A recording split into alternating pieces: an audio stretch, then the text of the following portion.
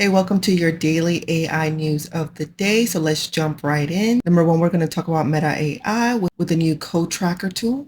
CoTracker is able to track the movement of multiple points, and it is based on a transformer network. As you guys can see, all of the different points that it's able to do on the specific object that it's detecting. So the second AI update of the day is going to be for Google Gemini, and it is a multimodal model. That's a lot of M's at one time.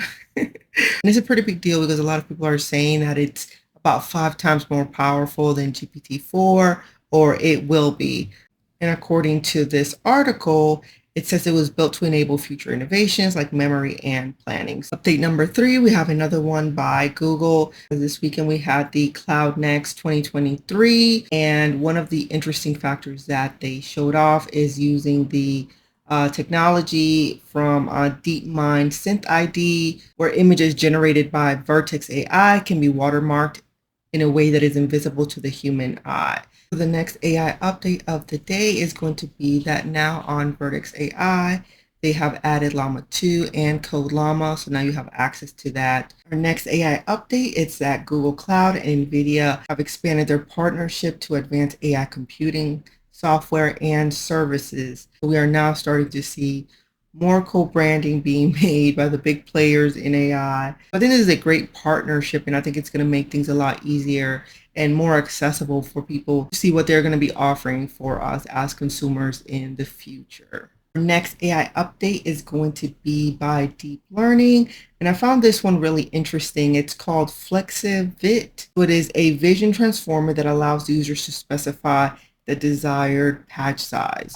So you guys can kind of see the different, how it's actually quartered here versus on this size, and so that you can then acquire the specific model weight that you want for your images. VI stands for vision, and then the T stands for transformers. I think this will be something interesting to play with. And for example, if you use Adobe Photoshop when you're trying to, let's say, upscale an image from Midjourney, as we know, Midjourney doesn't have the highest level of resolution. And in Photoshop, you can actually upscale it to a higher level, but you would have to do it in very small patches. So tools like this, where they can possibly rapidly then scale and select images to upgrade them all at once, I would actually like to see Adobe make that process much easier, rather than us having to make a very small selection and then upscale that one at a time.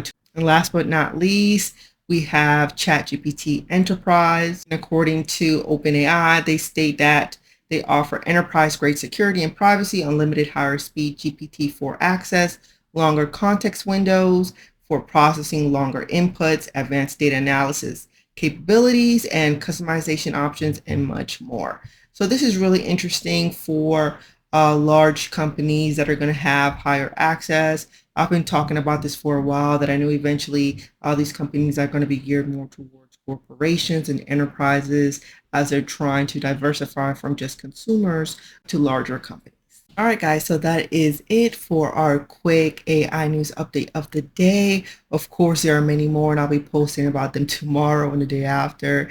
And then I'll try to specify on specific models when I want to show more details and show you guys how they actually work. All right, guys, have a great night. Bye-bye.